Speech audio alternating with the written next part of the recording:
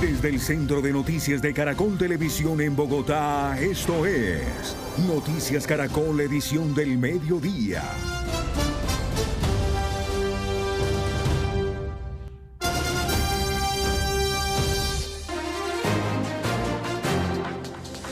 Buenas tardes. A esta hora son noticia los congresistas Guadid Mansur y Karen Manrique, que se entregaron a las autoridades en Bogotá y en Tame, Arauca. Recordemos que ambos están involucrados en el escándalo de la Unidad de Gestión del Riesgo. Tatiana Sanabria, usted está allí en el búnker de la Fiscalía. ¿Qué pasa a esta hora con los dos congresistas detenidos? Buenas tardes.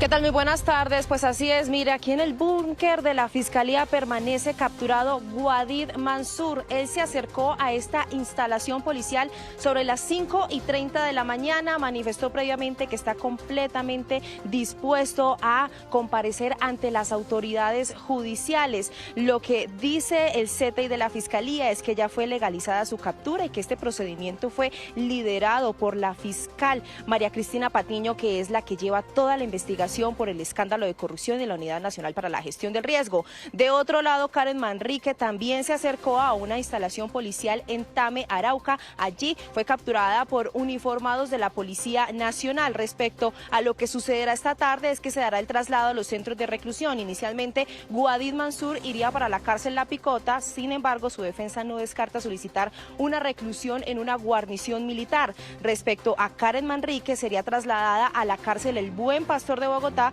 pero su defensa ha asegurado y envió un oficio al director del IPEC pidiendo que se garanticen medidas de seguridad y que en ese sentido también se le asigne una guarnición, ya sea de policía o militar.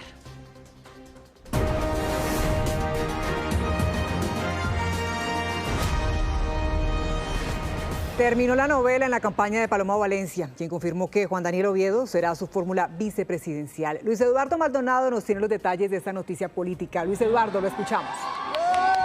Sí, señora. Sí, señora, eso fue sobre las 10 de la mañana. Fue la reunión de Juan Daniel Oviedo con Paloma Valencia en su apartamento. Allí llegó, se abrazaron y le entregó la noticia al país. Será su fórmula vicepresidencial. Esto fue lo que pasó en el apartamento de Paloma. Bienvenido, señor vicepresidente. Ay, qué miedo, qué emoción. Gracias. Lo máximo. Qué nota, genial. Bueno, terminado este encuentro, este anuncio de que Oviedo será su fórmula vicepresidencial, Paloma Valencia se trasladó a Chapinero. Allí se reunió con el equipo de Juan Carlos Pinzón. Se reunieron con todos sus colaboradores, Flavia Santoro, expresidenta de ProColombia, Jairo Klopatowski y todo el equipo de asesores y líderes regionales de Pinzón, a quienes Paloma dio la bienvenida a su campaña. Esto dijo la candidata presidencial. Aquí está, no estamos unidos porque no nos vamos a revolver, pero sí vamos a estar juntos. Y nos separan miles de cosas, pero nos une el futuro de una Colombia que puede ser muchísimo mejor de la que nos están poniendo a vivir. Y esa es la invitación que les hacemos. En esta campaña los recibimos con toda humildad, porque sabemos que todos los equipos de toda esta gran consulta son valiosísimos y queremos que se sientan parte integral, absolutamente bienvenidos, que participen, como que esta campaña no es mía, sino de todos. Bueno, comienza a hablar la candidata presidencial de la Gran Consulta por Colombia, Paloma Valencia. Están todos los hombres y las mujeres que la acompañaron. Esto es lo que dice Paloma. Va a anunciar su fórmula vicepresidencial. El doctor Galán, el doctor Luna, gracias a todos porque esta gran consulta ha abierto una puerta para decirle a los colombianos que tenemos muchas diferencias, que tenemos muchos dolores como nación, como país, y que si pensamos hacia atrás no vamos sino a encontrar heridas difíciles de sanar, pero tenemos una opción distinta, que es mirar hacia adelante, mirar hacia el futuro que los colombianos nos merecemos. Y hoy estamos aquí para decirles que todas las heridas, que esas discrepancias que se van a mantener, no tienen que ser óbice para que trabajemos juntos por el futuro que los colombianos nos merecemos. Yo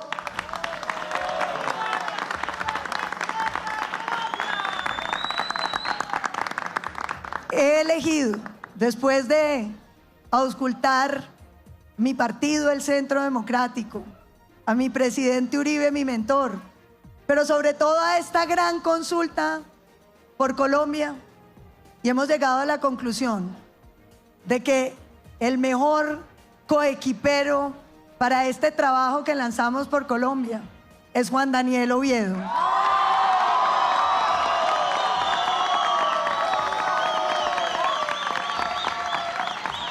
Oviedo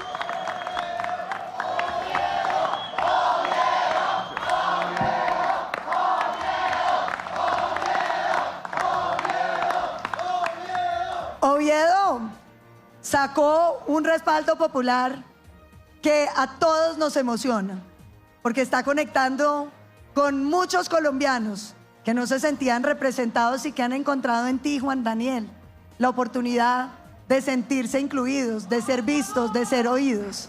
Eso nos enorgullece. Juan Daniel Oviedo es uno de esos técnicos que sabe de todo, que le gustan las cifras, que le gusta estudiar, que le gusta conocer los problemas. Y eso es fundamental, porque lo que este gobierno tiene que proponerse no es hablar paja sobre los grandes problemas, sino conocerlos a fondo para poderle dar soluciones reales. Ante el discurso y la propaganda, la solución real de los problemas de los colombianos, con inteligencia, con conocimiento. Oviedo representa además las manos limpias. Jamás hemos estado, ni él y yo, como nadie en esta gran consulta, envueltos en escándalos de corrupción. Lo nuestro ha sido el servicio a Colombia, con las manos limpias. Y a mí lo que más me mueve de haber escogido a Oviedo es que es un hombre que coincide en tantas cosas conmigo. Nuestra obsesión porque este país se quite la mano que tiene en el ojo para ver a todos los informales de Colombia, que están aquí afuera, trabajando todos los días, que están todos los días.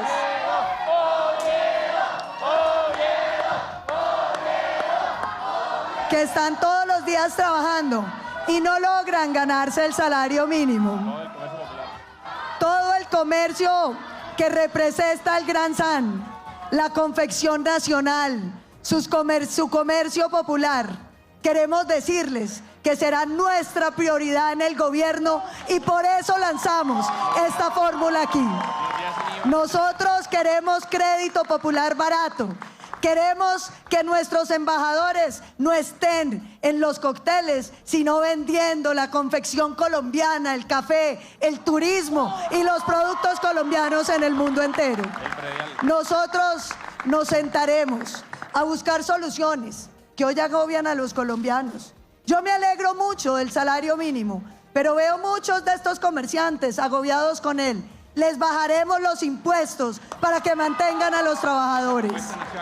Y les voy a decir una cosa, nos vamos a sentar con los alcaldes de todo el territorio para hablar de los prediales que tienen tan agobiados a los colombianos en todas partes. Los días sin IVA, la industria nacional. Y queremos promover un par de días sin IVA para la industria nacional colombiana, que les permita sacarla adelante. Yo quiero reafirmar lo siguiente. Muy bien, es Paloma Valencia anunciando a Juan Daniel Oviedo como su fórmula vicepresidencial. Le anticipa su regalo de cumpleaños porque el lunes cumple 49 años. En minutos tendremos a la fórmula vicepresidencial hablando acá en el Gran San. Volveremos con usted más adelante, Luis Eduardo, gracias. Y mientras tanto, el candidato presidencial Sergio Fajardo presentó a su fórmula vicepresidencial desde la Universidad Nacional. Sebastián Cortés, ¿de quién se trata y cuál es el mensaje que entregaron? Tatiana, se trata de Edna Bonilla, es exsecretaria distrital de Educación en la ciudad de Bogotá. Tiene una amplia experiencia justamente en ese sector de educación, en lo que tiene que ver con la función pública, pero también cuenta con, entre otras, un doctorado en estudios políticos, es contadora pública de la Universidad Nacional y ha dicho Sergio Fajardo que la ha elegido a ella porque tiene las capacidades y las cualidades como persona y sobre todo también como profesional en este tema de educación. Lo hicieron el anuncio desde la Universidad Nacional justamente porque querían dar ese mensaje de que la educación va a ser una de las banderas principales para esta campaña y esta carrera hacia la presidencia. Porque es una mujer extraordinaria, porque la conozco, porque tiene las calidades de una maestra, tiene las calidades de una servidora pública, tiene la capacidad para sacar lo mejor de las personas, sabe tender puentes, es una persona que conoce el país, que entiende de educación, de conocimiento, que además es una mujer ejemplar en todos los cargos en los que ha estado. Es lo mejor que le puedo presentar yo a Colombia. Vamos a estar lado a lado y ustedes se van a dar cuenta de la calidad de persona que escogí para romper con los extremos, para romper con la confrontación en este país. Y no nos va a dar pena hablar de una política con decencia, con dignidad, una política que no quiere dañar al diferente, que no quiere golpear, que no quiere maltratar, una política que sabe tender puentes en lugar de construir trincheras, que sabe preocuparse por cada persona en todo el territorio. Ella es la persona. Bonilla fue secretaria de Educación durante la administración de Claudia López, otra de las contendoras en la carrera por la presidencia. Ha dicho que tiene solo palabras de agradecimiento por Claudia, que ambas candidaturas son de centro, pero que en este caso ya se siente honrada de hacer parte del equipo de Sergio Fajardo. Creo en el centro político como opción. Creo que Colombia necesita dejar de hablar de esos extremos, de esta polarización que a veces tanto daño nos hace. Y efectivamente, Claudia López, por quien solo tengo palabras de afecto, de gratitud y demás, forma parte de este centro político. Entonces creo que la coherencia es esta. La coherencia es defender desde el espacio que nos corresponde, desde el espacio que nos da la vida. Y es un honor ser candidata a la vicepresidencia por esta opción política. Ustedes tienen acá una fórmula vicepresidencial que le da opciones, que le da respuesta a Colombia. La campaña está empezando. La campaña empieza y esta opción es la que nosotros queremos que los colombianos y colombianas apoyen. Mañana, justamente sobre las 10 de la mañana, acudirán tanto Sergio Fajardo como su fórmula entonces Edna Bonilla para hacer la respectiva inscripción de esta candidatura hacia la presidencia y vicepresidencia en la Registraduría Nacional. Sebastián, gracias.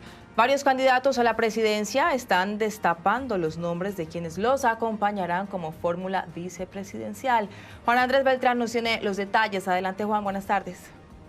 Buenas tardes, mire, empezamos hablando del candidato presidencial Roy Barreras, que aunque tenía previsto revelar su fórmula vicepresidencial el día de mañana, aprovechó el escenario del Congreso de Fedemunicipios y en Cartagena señaló o reveló que su fórmula vicepresidencial será Marta Lucía Zamora, quien fuera en el pasado la exdirectora de la Agencia Jurídica del Estado, exfiscal general de la Nación, también ha tenido una larga trayectoria como jurista. Ha dicho que es por el respeto a las instituciones y también por la diferencia de poderes. Hace pocos minutos esto fue el momento exacto en el que anunció su fórmula vicepresidencial. Es una mujer con una formación impecable en asuntos de Estado. Es una mujer que tiene una hoja de vida muy larga.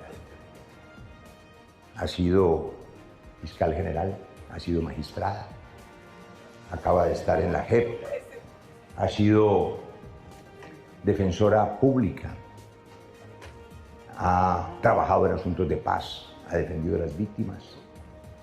Fue además la directora de la Agencia de Defensa de la Nación y me enorgullece la fórmula vicepresidencial, que espero sea la vicepresidenta de Colombia, será la doctora Marta Lucía Zamora. Mire, más temprano, otro de los candidatos que anunció su fórmula vicepresidencial fue el ex canciller Luis Gilberto Murillo, con esa foto que ustedes van a ver, donde aparece con Luz María Zapata, quien fuera expresidenta de Asocapitales y una reconocida líder gremial. Luis Gilberto Murillo ha escogido a esta persona como su fórmula, señalando, entre otras cosas, que puede hacer una gran articulación con los territorios en caso de lograr llegar a la Casa de Nariño. Para estos dos casos en particular, esa inscripción sería el el día de mañana en la registraduría, tanto Roy Barreras como Luis Gilberto Murillo. Y el otro candidato que se ha movido esta mañana es Mauricio Liscano, que ha estado recorriendo algunas zonas del sur de la ciudad, haciendo algunos volanteos. Ha dicho también, entre otras cosas, que de llegar a la Casa de Nariño buscaría reducir el 30% del Congreso de la República. Y aunque estaba previsto el anuncio de su fórmula vicepresidencial sobre las 12 del día, pues este anuncio se retrasó y esperamos sobre las 2 de la tarde en un hotel en el norte de Bogotá, pues conocer esta decisión que por supuesto les estaremos informando. Juan Andrés, gracias. Y esta mañana en nuestra primera edición hablamos con Aida Quilcue, la fórmula vicepresidencial de Iván Cepeda. La líder indígena mostró su disposición a tender puentes con otros sectores y aquellos que no piensan como ella. Quiero empezar retomando parte de su intervención ayer en la registraduría, cuando usted dijo que también conversó con el candidato Cepeda, que su bandera debe ser sacar la corrupción de la institucionalidad. Nuestro gobierno no puede ser la réplica de las prácticas tradicionales, el cambio debe ser real. Eso es una crítica al actual gobierno a propósito de, mire lo que acabamos de escuchar. Es que las prácticas de corrupción no son de ahora, que hoy han empezado a salir, es parte de lo que ha hecho este gobierno y eso lo tengo que reconocer. Claro que han llegado funcionarios que acompañan al presidente Petro y que cometieron estos actos de corrupción, y por eso ayer el candidato presidencial Iván Cepeda dijo muy claramente: vamos a combatir la corrupción, y lo dije yo también, de los que han estado y que puedan estar en nuestro propio gobierno. Y así es de que la tarea es grande. Usted hace parte de las bases con las que ya contaba el senador Iván Cepeda para su campaña. ¿Cómo le suma usted al senador Cepeda y al pacto histórico en esta contienda? Vamos a sumar sin duda alguna. Están nuestras bases, que han sido un proyecto político de construcción permanente, pero hay mucha gente también de nuestras bases que aún tenemos que seguir en ese trabajo de conversar y converger. Pero también yo creo que por el hecho de ser indígena no quiere decir que no pueda conversar con los que no están de acuerdo con nosotros o con los que no son indígenas. Yo creo que tenemos que conversar con esas bases de la popularidad que aún están ahí en el olvido y están pensando en el qué hacer del país. ¿A usted qué labores le gustaría tener en caso de ser vicepresidenta? ¿Pudo conversar eso con el senador Iván Cepeda, con el candidato? Nosotros venimos del tradicionalismo, donde siempre han mirado a las comunidades étnicas como los que votan, como los que pueden engañar, como los que se engañaban con los espejos. Hoy no pasa eso. Hoy estamos dispuestos a contribuir al país desde nuestras ideas. No, los indios no sirven, las clases populares hay que acabarlas. Y yo creo que no es eso. Tenemos que mostrar lo que realmente hemos construido desde los territorios. Seguramente una de las líneas de este gobierno será trabajar por consolidar la paz total. ¿Qué hay que corregir para que en los próximos 4 años, si ustedes llegan a la presidencia, sí se pueda materializar esa promesa del gobierno? Bueno, lo que hay que corregir es que la base social tiene que estar en unos diálogos. No puede ser unos diálogos unilaterales entre el gobierno y los que hacen la guerra. Yo creo que los que hemos estado en el centro como víctimas tenemos que poner esa voz, pero también tenemos que llegar con efectividad con las instituciones, porque también parte de lo que tendría que corregir el gobierno es que aquí tiene que llegar la gente que tenga conciencia sobre la diversidad del país. No nos pueden ver desde el esquema occidental nada más, nos tienen que mirar desde el esquema de la realidad y de la diversidad que hoy representa Colombia. Vamos a conversar con los medios, no he podido atenderlos a todos, pero que sería muy interesante conversar en los sitios donde vamos a recorrer para que también esos medios lleguen a conocer lo que es la verdadera región más olvidada del país. Y hoy el exalcalde de Cali, Mauricio Armitage, declinó su candidatura a la presidencia. A través de esta carta, el empresario aseguró que si bien ha invertido esfuerzos y recursos en su campaña, cree que lo mejor para el país es depurar la lista de aspirantes y no fragmentar la votación de cara a la primera vuelta. Dijo también que está convencido de que puede aportarle más al país siguiendo con su labor como empresario. Y a las 12 del mediodía, 51 minutos, les contamos cómo va el partidor de los candidatos a la presidencia de la República y sus fórmulas vicepresidenciales. Empecemos por Paloma Valencia y su recién anunciada nueva fórmula vicepresidencial, Juan Daniel Oviedo. Iván Cepeda, quien anunció el día de ayer a Aida Quilcue. Abelardo de las Priella, con el exministro José Manuel Restrepo. Sergio Fajardo y Edna Bonilla. Veamos más fórmulas vicepresidenciales. Clara López con María Consuelo del Río. También tenemos allí a Luis Gilberto Murillo junto con Luz María Zapata. Además, asimismo, Roy Barreras con su recién anunciada fórmula vicepresidencial, la exfiscal Marta Lucía Zamora. De otro lado, Miguel Uribe Londoño junto con Luisa Villegas. Además, también tenemos los siguientes candidatos quienes ya confirmaron sus fórmulas vicepresidenciales. Sondra McCollins con Leonardo Caram. Juan Fernando Cristo también hizo lo propio y nombró en este cargo, en esta importante posición, fórmula vicepresidencial, a Norma Vera. Tenemos a Santiago Botero junto con Carlos Fernando Cuevas. Estas son las fórmulas vicepresidenciales anunciadas por el momento. Y a las 12 del día, 53 minutos, volvemos al centro de la capital, donde a esta hora la candidata Paloma Valencia presenta oficialmente a su fórmula vicepresidencial Juan Daniel Oviedo. Luis Fernando. ¡Que viva Paloma Valencia! Pues miren, en este momento están hablando los 8 integrantes de la Gran Consulta por Colombia. Han felicitado a Paloma Valencia por el anuncio de que Juan Daniel Oviedo será su fórmula vicepresidencial. Habló Juan Manuel Galán, habló David Luna, Aníbal Gaviria, ahora lo hace Enrique Peñalosa, pero todos han coincidido en destacar que esta es una muestra de grandeza, es la palabra que usan ellos, que dos personas que piensan distinto se unen para trabajar por el país. Estas son las palabras de Juan Daniel Oviedo al aceptar ser la coequipera de Paloma Valencia. De todos los sectores, de todas las regiones. Y es mirar hacia el futuro y reconocer que voces distintas pueden aportar a la construcción de ese futuro en el que todos quepamos, en el que los campesinos, los informales, los indígenas, la población negra, la población con discapacidad, las mujeres, la población con orientación sexual e identidad de género quepa. Y esto lo estamos construyendo a partir de un propósito de futuro, dejando de lado los odios del pasado y demostrándole a Colombia que esto que estamos haciendo no es oportunismo, es responsabilidad, porque necesitamos que una visión alternativa de país a la que tenemos hoy en Colombia sea puesta sobre la mesa. Perfecto. Bueno, acaba de comenzar a hablar Juan Manuel Galán, pero como les estaba contando, todos han dicho que esta es una muestra de que las personas que piensan distinto en el país se pueden unir para trabajar por una causa común. Han dicho que Oviedo representa a la clase popular, a los trabajadores, a los empresarios de este gran centro, el Centro Comercial Gran San en Bogotá. Pero mira, aquí han hablado de todos los temas claves para el país. Paloma en su introducción habló de lo que hay que hacer en materia de seguridad, de salud y de educación.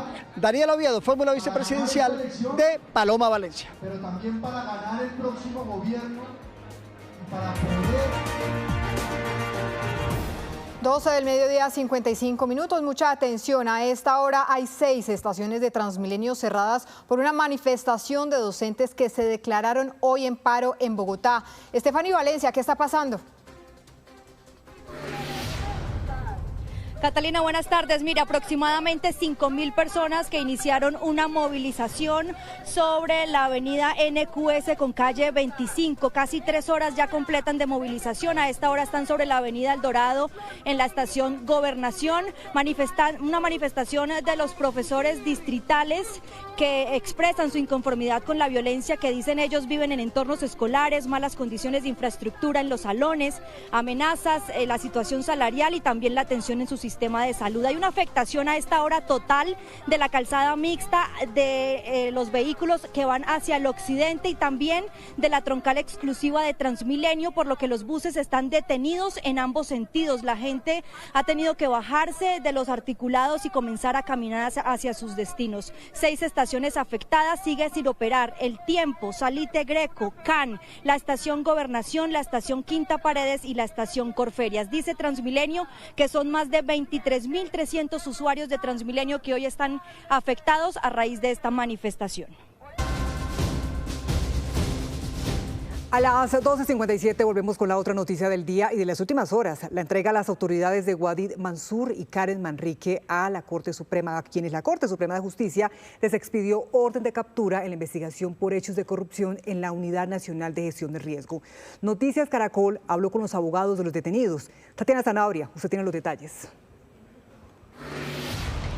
Así es, pues mira, aseguraron que en juicio demostrarán la inocencia de sus clientes. Empecemos por Wadid Mansur, que como lo mencionábamos se encuentra aquí en el búnker de la Fiscalía. Lo que se sabe o lo que se conoce de último minuto es que se le practicaron todos los exámenes médico-legales en el marco del proceso de la legalización de captura en su contra y que ya estaría prácticamente todo listo para que se dé su traslado. Se espera que en horas de la tarde. Esto fue lo que dijo su defensa.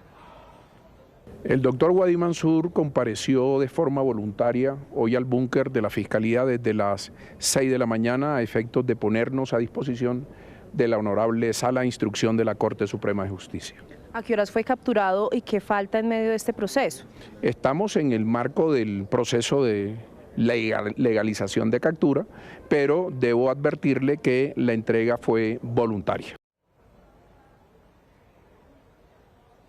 Respecto a Karen Manrique, ella asistió a la estación de policía de Tame Arauca. Allí, uniformados de la Policía Nacional realizaron el procedimiento de captura, atendiendo esa orden que dio la Corte Suprema de Justicia. Esto fue lo que dijo su abogado. Frente al punto de las reuniones que hizo Karen Manrique en el Ministerio de Hacienda, en la UNGRD, debo decirle que eso es parte de su función. La Ley Quinta de 1992 dice que los congresistas pueden y deben realizar esas gestiones y tienen la facultad hasta de convenir con los funcionarios los proyectos en beneficio de su región. Y aquí hay que dejar claro una cosa, aquí no hubo contratos, no existen contratos, aquí hubo proyectos.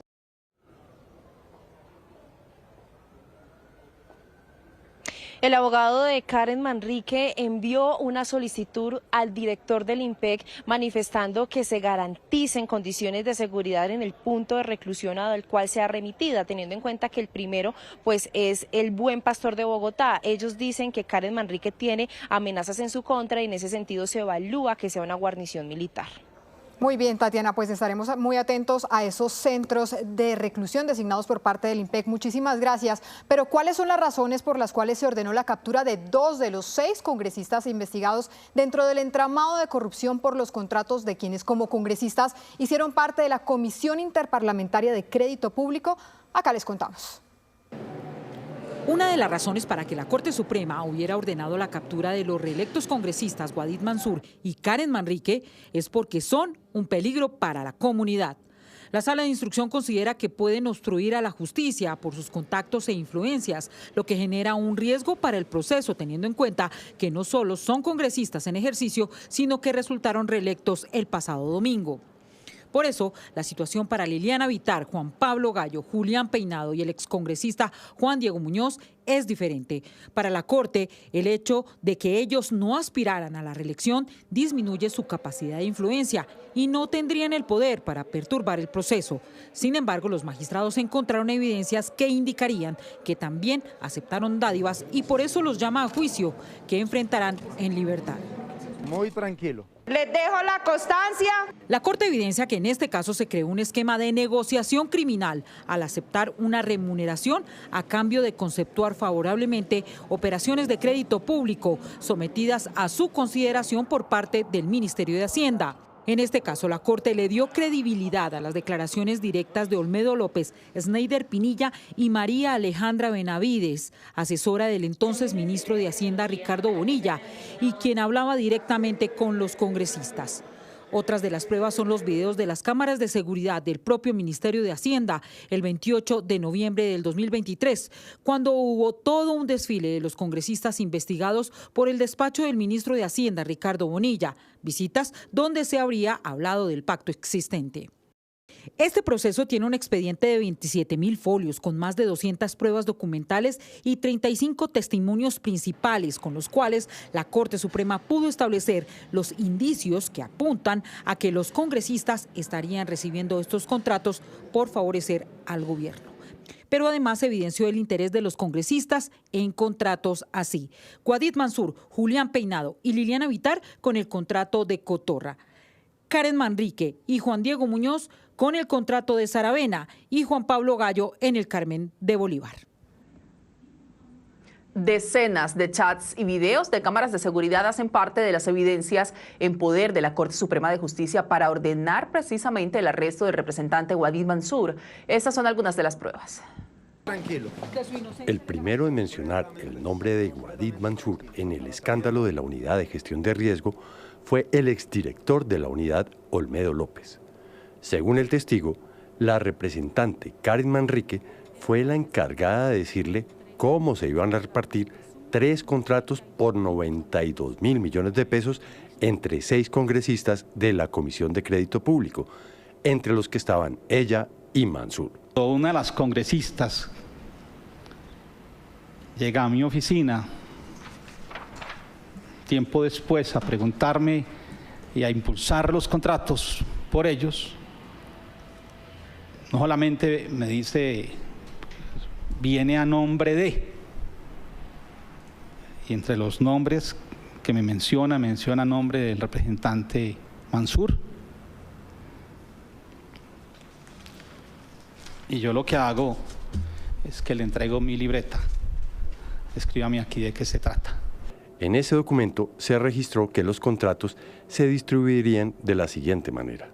El primer contrato sería en el Carmen de Bolívar por 11.700 millones de pesos. El segundo por 34.000 millones de pesos en Saravena, Arauca. Y el tercero por 46.000 millones de pesos en el municipio de Cotorra, en Córdoba.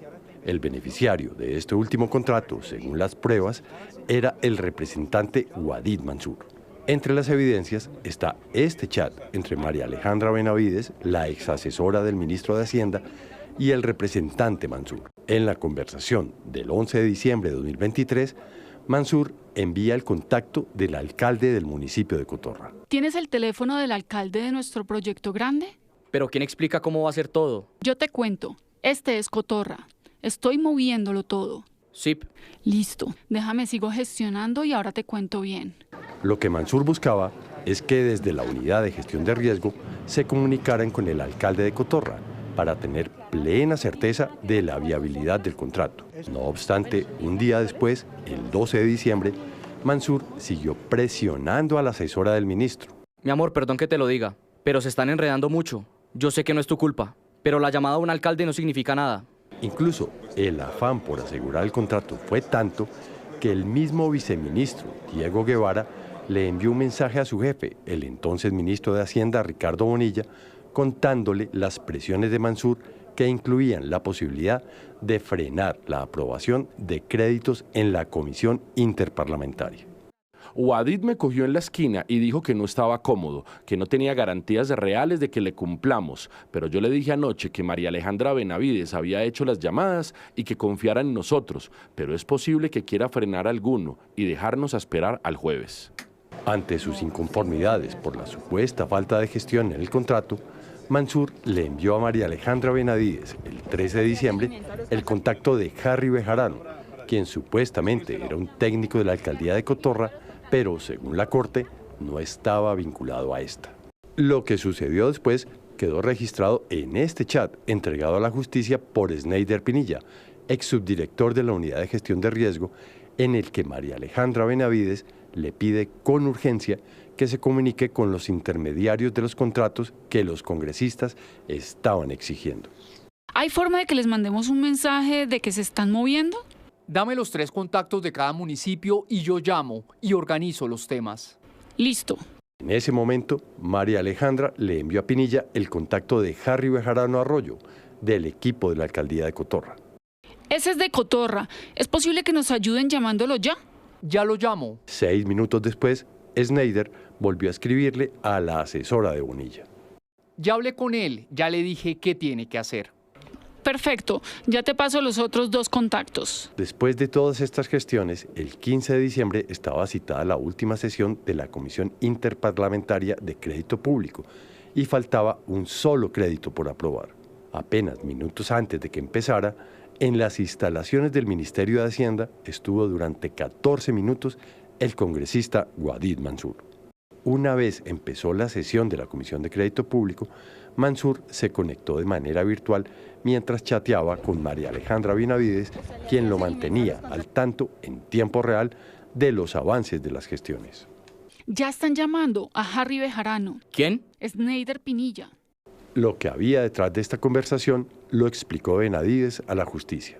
El 15, cuando estamos en la mitad de la sesión, porque todo es simultáneo, todo es simultáneo, lo que yo hago cuando Sneider Pinilla me pide los contactos no es cogerlos del chat de Jaime, es pedírselos a los congresistas, porque eran los congresistas los que ya estaban conectados para la sesión, que eran los que iban a votar. Y que yo se los pidiera a ellos específicamente era mostrarles que sí iba a salir.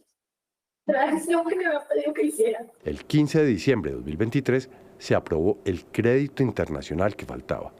Estas son algunas de las evidencias de la Corte en donde se cuenta el minuto a minuto del papel de Mansur en este entramado de corrupción.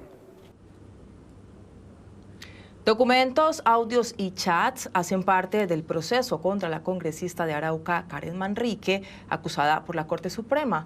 La unidad investigativa de Noticias Caracol revela las principales evidencias que tiene la justicia en su contra. Desde hace 13 meses, la unidad investigativa de Noticias Caracol reveló las pruebas que llevaron a prisión a la reelegida congresista por las curules de paz, Karen Manrique.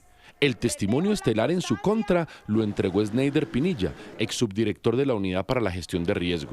Lo que le puedo manifestar es lo que me dijo la representante el día 14 de diciembre. El contrato lo voy a manejar yo a través de mi esposo. Según el expediente, Karen Manrique y otros 5 parlamentarios más le habrían aprobado al gobierno millonarios créditos con la banca internacional a cambio de contratos en la Unidad de Gestión de Riesgo por 92.000 millones de pesos. De ese paquete, un contrato en Arauca por más de 34.000 millones de pesos eran para Manrique y su esposo, el empresario y constructor Gustavo González Ruiz. Sneider Pinilla le narró a la justicia un encuentro que tuvo con ellos en diciembre de 2023. Ella se me acerca pues, con el señor que se llama Gustavo González Ruiz y ella me dice, ingeniero, quería preguntarte por un contrato de Saravena. Entonces yo le digo, ¿un contrato de Saravena? ¿Cuál, doctora? No sé cuál. Y me dijo, no, es que va a salir un contrato para Saravena. Eso lo voy a manejar yo a través de mi esposo, que me señala al señor que estaba ahí al lado, de nombre, como le he dicho, Gustavo González Ruiz. Para ese momento, 14 de diciembre de 2023, Pinilla todavía no había recibido la orden de su jefe, Olmedo López, de entregarle ese contrato a Karen Manrique. Yo le digo, doctora, pues a mí no me ha dicho nada el doctor Olmedo, solo tienes que hablar con el doctor Olmedo. Ella me dice, tranquilo, que ya les van a avisar, ustedes les van a avisar, pero quiero que sepan que ese contrato lo voy a manejar yo a través de mi esposo. Me lo volví a reiterar. Yo le dije, bueno, doctora, cuando el doctor Olmedo me da la indicación, pues lo hacemos. Muchas cosas pasaron ese 14 de diciembre. No solamente la notificación de Karen Manrique de que ese contrato de Arauca era de ella. También de Presidencia buscaron a Sneider Pinilla para lo mismo.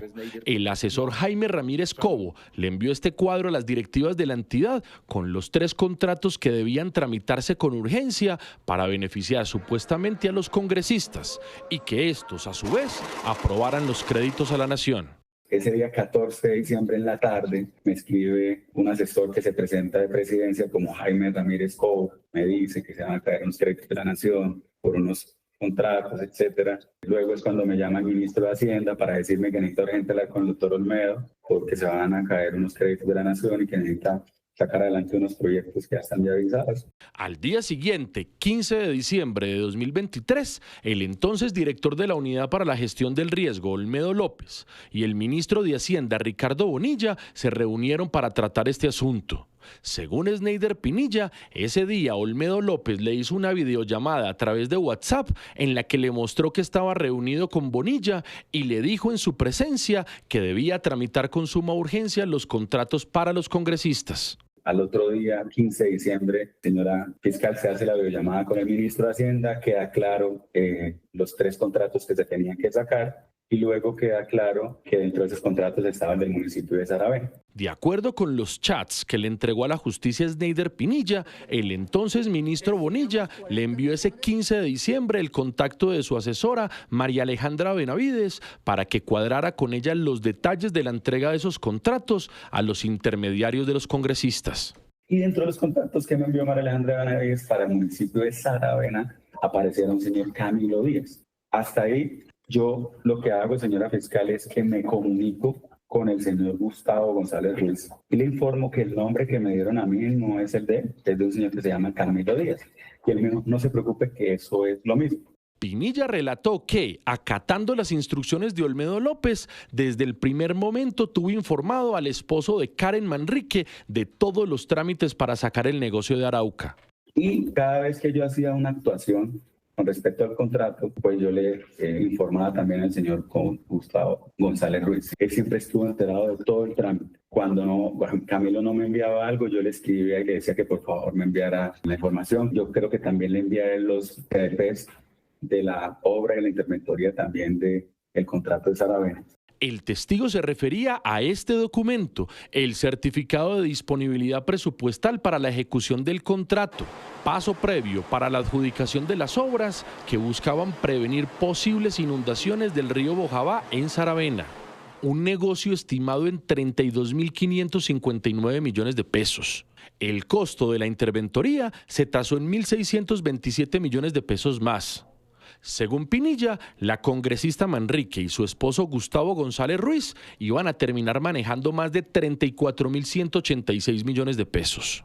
Yo con el señor Gustavo, no recuerdo bien la fecha, creo que fue finalizando diciembre o comenzando enero, tanto dentro de las instalaciones de la unidad como afuera del lobby de mi apartamento me reuní con él para poder concretar el tema del contrato adelante. En la reunión que le dije que tuve afuera del lobby de mi apartamento era para poder informarle que yo ya le había dicho a Camilo Díaz los documentos de las empresas que tenía que escribir para yo sacar el proceso contractual tanto de la obra como de la interventoría. No vemos resultados frente a esta problemática que es una realidad. Pero empezaron los líos, porque para justificar la urgencia en la entrega de los recursos, el contrato debía tramitarse como una emergencia y en realidad en Saravena no la había.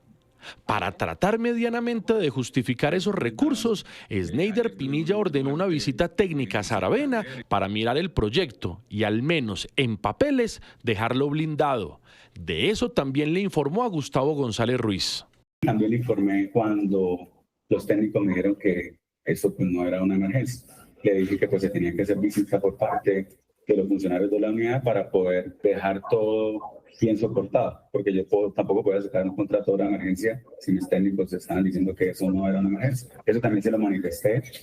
Hubo un poco de molestia por parte de ellos porque pensaban que era que yo les estaba tomando el pelo y les decía que no, que ese era el procedimiento y yo tenía que, blindar también el procedimiento interno. De acuerdo con el testigo, el contrato de Saravena estaba a puertas de entregarse, pero estalló el escándalo de los carrotanques en La Guajira y todo se vino al piso.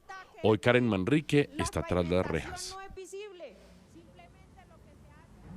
Y en medio de las detenciones surge el interrogante sobre qué va a pasar con las curules de Karen Manrique y Wadid Mansur, quienes además de ser actuales congresistas salieron reelegidos para el próximo periodo. ¿Aplica la figura de silla vacía? Aquí les contamos. Este lunes comienza la última etapa de este congreso en el que Karen Manrique y Wadid Mansur aún ocupan una curul. Ambos son representantes a la Cámara, Mansour por el Partido Conservador y Manrique por las curules especiales de paz. Ahora la duda gira en torno a qué pasará con sus escaños, pues según expertos, de tajo se aplicaría la figura de la silla vacía.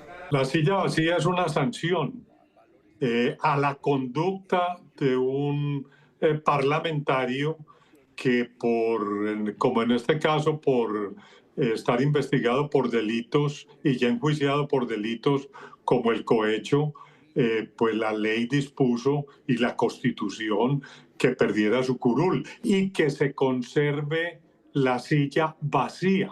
Pero el caso trasciende más allá del 20 de julio, pues los dos congresistas investigados lograron reelegirse. Mansour con una de las votaciones más altas del país para Senado. En este caso, según la MOE, se aplicaría la pérdida de investidura, aun cuando hay un fallo del Consejo de Estado que dice que no procedería este mecanismo, ya que una medida de aseguramiento es un hecho de fuerza mayor. La norma establece, bajo el régimen de pérdida de investidura, que si un congresista electo no se posesiona entre los 8 días siguientes, opera la pérdida de investidura, que en razón de que están siendo investigados por estos delitos, pues no podría ser reemplazado, dado que pues precisamente este es el régimen de responsabilidad política. Con base en esto, de entrada al próximo Congreso ya tendría una silla menos en Senado y Cámara que no podrían ser reemplazadas por los movimientos políticos. El Partido Conservador estudia la posibilidad de suspender a Mansour. Tengo la competencia para hacerlo, ni siquiera esperar a que llegue al Consejo de Control Ético del partido, sino como veedor. Ayer mismo, apenas nos enteramos lo que estaba pasando, abrimos investigación y espero que de aquí a mañana pues se estaré yo dictando la resolución de suspensión del representante Mansour. El partido sostiene que el aval al congresista fue otorgado respetando el principio de presunción de inocencia y su derecho a ser elegido. El escándalo de la Unidad Nacional de Gestión del Riesgo se divide en dos capítulos principalmente. Empecemos por el más reciente, el que tiene que ver con los supuestos sobornos a la Comisión Interparlamentaria de Crédito Público. Según la Corte Suprema de Justicia y la Fiscalía, los exministros de Hacienda Ricardo Bonilla y del Interior Luis Fernando Velasco fueron los cerebros de este entramado, en donde a través de María Alejandra Benavides, ex asesora del ministro Bonilla, y Jaime Ramírez Cobo, ex asesor del DAPRE y mano derecha de Laura Sarabia, se ofrecieron 3 contratos por más de 90.000 millones de pesos a los siguientes congresistas para que votaran favorablemente créditos de la nación. Estamos hablando de Guadid Mansour y Karen Manrique, cobijados con medida de aseguramiento en las últimas horas, quienes según la Corte serían los coordinadores de que todo esto se cumpliera, y además ha señalado la Corte que deben mantenerse presos por su influencia y el riesgo de desviar la investigación. Asimismo, el alto tribunal llamó a juicio por estos mismos hechos a los siguientes excongresistas. Estamos hablando de Julián Peinado, Liliana Vitar, Juan Pablo Gallo y Juan Diego Muñoz. Ustedes los ven allí en pantalla. Pero el segundo capítulo de este entramado tiene que ver con el supuesto soborno de 4.000 millones de pesos a los expresidentes del Congreso a cambio de su voto favorable a proyectos del gobierno en el legislativo. Aquí vemos, según la Fiscalía, al cerebro de este entramado, Carlos Ramón González, exdirector del DAPRE, hoy prófugo de la justicia, quien supuestamente dio órdenes a la entonces consejera para las regiones, Sandra Ortiz, para entregar 3.000 millones de pesos en efectivo a Iván Name, expresidente del Senado, dinero que supuestamente se entregó en el norte de Bogotá. Y de otro lado ustedes ven a Andrés Calle, a quien supuestamente se le entregaron 1.000 millones de pesos en la ciudad de Montería. En otras noticias, a medida que pasan las horas, se siguen conociendo detalles escalofriantes del doble crimen que ejecutó un hombre contra su bebé y su esposa. César Chaparro acompañó a los investigadores en la reconstrucción de los hechos que evidenciaron cómo el hombre trató de simular un accidente de tránsito para ocultar el asesinato de las 2 personas. Una mujer muerta frente al volante y un bebé muerto en la parte trasera fue la primera escena que se encontró el subintendente José Luis Higuera, coordinador de laboratorios móviles de la Policía de Tránsito, al llegar a atender inicialmente un accidente de tránsito. Me generó sospecha, puesto que estos daños que tenía este vehículo no eran para que hubieran fallecido 2 personas instantáneamente en el lugar de los hechos. Cuando hace usted la inspección de los cuerpos que encuentra, bueno, a la persona de sexo femenino se le encuentra una herida cortopulsante en el costado, en la parte izquierda. ¿Y el menor? el menor se encuentra en la silla posterior del vehículo con unos signos de haber fallecido horas anteriores. Al llegar al sitio, al subintendente Higuera le explicaron que el único sobreviviente de ese accidente había sido enviado al hospital, a donde llegaron a hacer la entrevista judicial. El sobreviviente se identificó como padre del bebé y esposo de la víctima. Bueno, Hugo nos cuenta que al momento del hecho él se encontraba como copiloto, quien venía conduciendo era la persona de sexo femenino, y que al momento del hecho él se encontraba dormido y venía con el niño en los brazos. El testimonio del hombre se sumó al de una familiar de la víctima que aseguró que era imposible que Karen fuera la conductora de ese vehículo porque nunca había manejado un carro. Entonces, lo que encontraron más adelante los investigadores fue sorprendente. ¿Qué ocurrió en el transcurso de la salida de la casa del abuelo del niño aquí, al sitio del accidente? Que la señora Karen fue acomodada previo al accidente en la silla del conductor. ¿La asesina y luego la acomoda en la silla del conductor? Se presume de que el señor Hugo tomó el volante del vehículo, ¿sí? Se sentó en las piernas. Entonces, como se ubican las evidencias, la silla se encontraba con un espacio entre los pedales, reclinada, y eso de pronto nos da a entender o nos orienta a nosotros de que la acomoda en la silla, se sienta, toma el volante y conduce hasta el sitio donde se genera el accidente. ¿Por qué él comete ese doble crimen? De pronto, de acuerdo a las entrevistas que se realizaron, él quería de pronto quedarse solo o que no se dieran cuenta de que él era el padre del niño, que los papás no supieran la verdad. Los testimonios y las casi 50 horas de video donde probaban cómo el supuesto asesino planeó y ejecutó el crimen del niño y su esposa fueron contundentes para lograr que el supuesto responsable esté tras las rejas.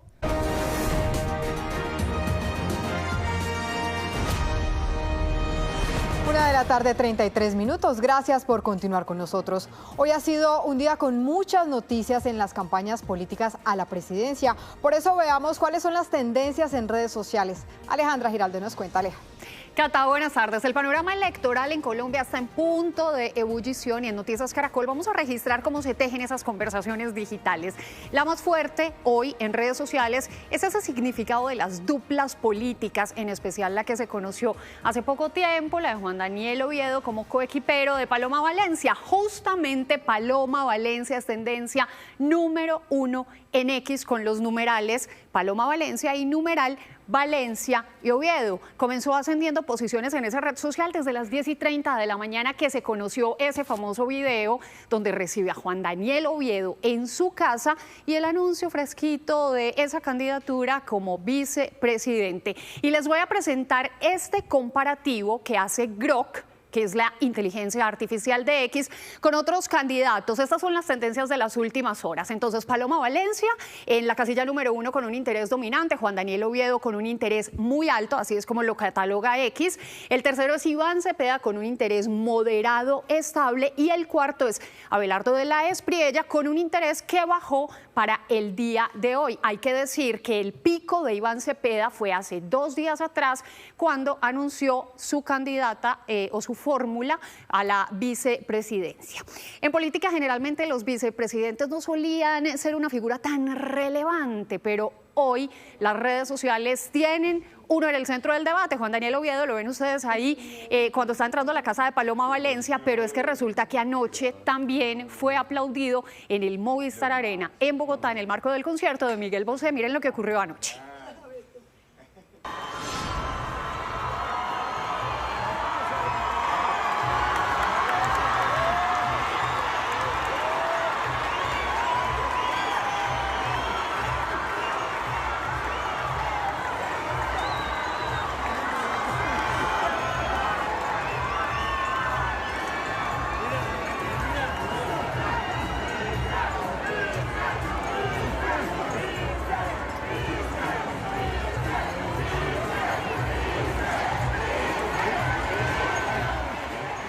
vice, gritaban los asistentes a ese concierto. Y ahora les quiero enseñar este top de las tendencias de búsquedas en Google. En este ranking se mide la intención de búsqueda real, las consultas directas en buscadores, en portales de noticias, y esto ocurrió durante las últimas 4 horas. Se disparó en un 450% la búsqueda de este término exactamente.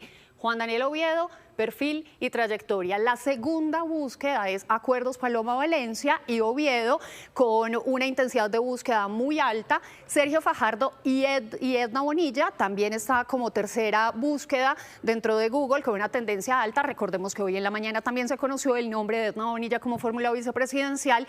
Las actas E14 son el cuarto término de búsqueda en Google, con una tendencia muy estable desde el domingo pasado que finalizaron esos comicios. Y Iván Cepeda es el quinto término de búsqueda, exactamente dice Iván Cepeda, inscripción, candidatura, medio alto, y sigue creciendo. Nosotros vamos a finalizar con las respuestas de algunos de nuestros usuarios en X a esa pregunta que hemos venido haciendo desde ayer. ¿Qué tanto pesa para usted la fórmula vicepresidencial de un candidato a la hora de definir su voto?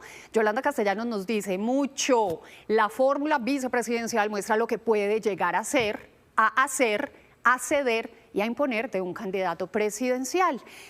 Rod Lins dice, si tengo 2 opciones de candidato, el vice define. Si tengo una opción de candidato, el vice es irrelevante.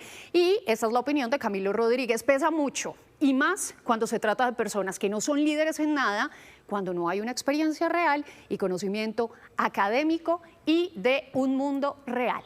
Las redes marcan el pulso y aquí lo seguimos cada día. Feliz tarde. Dani. Feliz tarde, Aleja. Y por un problema técnico no pudimos mostrarles hace un instante a todos los candidatos a la presidencia de la República con sus fórmulas vicepresidenciales. Así que aquí se las vamos a presentar de nuevo. Paloma Valencia, que recordemos en las últimas horas confirmó que su fórmula vicepresidencial es Juan Daniel Oviedo. De otro lado, Iván Cepeda con Aida Quilcue, lideresa indígena y defensora de derechos humanos. Al candidato Abelardo de las Priellas lo acompaña el exministro José Manuel Restrepo. También a Sergio Fajardo lo acompañará Edna Bonilla, exsecretaria de Educación. Seguimos con Clara López, cuya fórmula vicepresidencial es María Consuelo del Río. Luis Gilberto Murillo estará acompañado por la politóloga Luz María Zapata. Mientras que Roy Barreras hace equipo con Marta Lucía Zamora. Ahora hablamos de Miguel Uribe Londoño, quien anunció que su fórmula vicepresidencial será Luisa Villegas. Continuamos con Sondra McCollins, quien anunció que su fórmula es Leonardo Caram Elo. También el exministro Juan Fernando Cristo anunció a Norma Vera como su fórmula vicepresidencial. Y al candidato Santiago Botero lo acompaña Carlos Fernando Cuevas. 1:38 p.m. En otros temas les contamos que hoy se conmemoran 30 años del ataque con un burro bomba en el municipio de Chalán, en la zona de los Montes de María, en Sucre. Ahí está nuestro compañero Mateo Lenes García. Mateo, ¿qué dicen hoy las familias víctimas de este ataque y cómo está el municipio? Lucía, un saludo muy especial para usted. En la familia sigue aún latente y se siente la huella del dolor, de la tristeza, de ese hecho lamentable, de ese atentado terrorista con un burro cargado con explosivos hace 30 años, justo en este sitio donde nos encontramos aquí en el municipio de Chalán, corazón de la zona de los Montes de María. Pero ellos siguen apostando por la resiliencia, por la paz, por la reconciliación, por la transformación de un territorio al cual le quieren apostar desde el punto de vista cultural y turístico. Le adelantamos y le ampliamos mucho más esta información en la siguiente nota aquí en Chalán. El 12 de marzo de 1996 marca un antes y un después de la trágica historia del conflicto colombiano.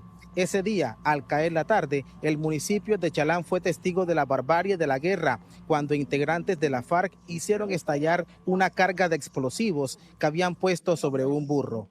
La explosión del burro bomba, como se le conoce desde entonces, dejó como víctimas mortales a 11 policías, un guerrillero y el asno. Vivido, no lo pueden recordar lo mismo que los que tenemos pelo gris y nos tocó vivirlo. 30 años después encontramos en el municipio a Alcira Ruiz, la esposa del subintendente Fernando Luis Carrascal Mendoza, comandante de la estación, quien perdió la vida en el atentado. El dolor sigue, pero se ha ido transformando. es resiliencia, valentía, fortaleza. Igualmente en la comunidad chalanera, también apoyándome en estos momentos de tristeza y dolor. La zona del atentado fue reconstruida y aunque hoy no hay señales del desastre, las huellas de la tragedia siguen vivas entre sus habitantes. Mucha tristeza,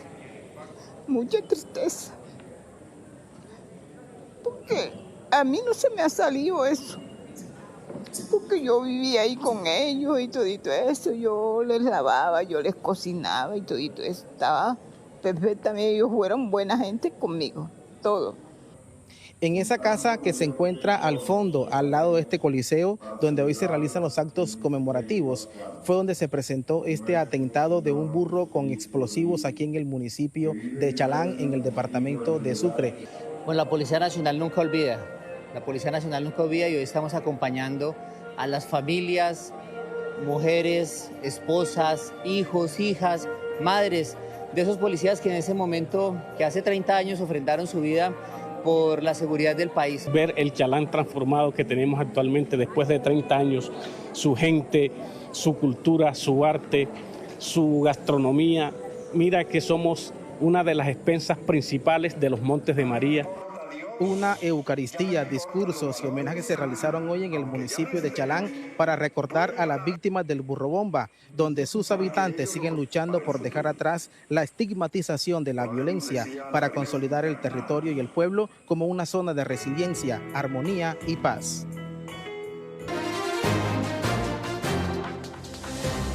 Estos son los sucesos que hacen noticia en el mundo a esta hora.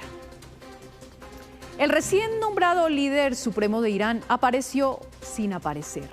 En un mensaje leído en la televisión, advirtió que el estrecho de Hormuz permanecerá cerrado y prometió vengar los muertos. Se sabe que Mojtaba Jamenei resultó herido en el ataque en que murió su padre, pero no ha sido visto en público y eso aumenta las dudas sobre su estado de salud. A 4 días de su elección como líder supremo de Irán, Mojtaba Jamenei se pronunció por primera vez. Les aseguro a todos que no dudaremos en vengar la sangre de sus mártires. La venganza que pretendemos no se limita solo al martirio del gran líder de la revolución, sino también a cualquier miembro de la nación. Sin embargo, llama la atención que el hijo del fallecido, Ali Jamenei, no ha dado la cara. Su mensaje fue leído por una presentadora y difundido a través de la televisión estatal. El nuevo líder recordó a su padre, habló sobre la amistad con países vecinos, aunque prometió seguir atacándolos si apoyan a Estados Unidos. Además, dijo que el bloqueo marítimo seguirá siendo una herramienta de presión. La influencia de bloquear el estrecho de Hormuz debe seguir utilizándose. Se han realizado estudios con respecto a la apertura de otros frentes en los que el enemigo tiene muy poca experiencia. La activación de estos frentes se llevaría a cabo si la situación de guerra persiste. Precisamente, Irán mantiene su ofensiva en el estrecho de Hormuz. Durante las últimas horas, atentaron en contra de 2 petroleros iraquíes en el Golfo, como se puede ver en este video. Un tripulante murió y 50 fueron rescatados, mientras continúan los coletazos a la economía mundial. La guerra se mantiene en distintos puntos.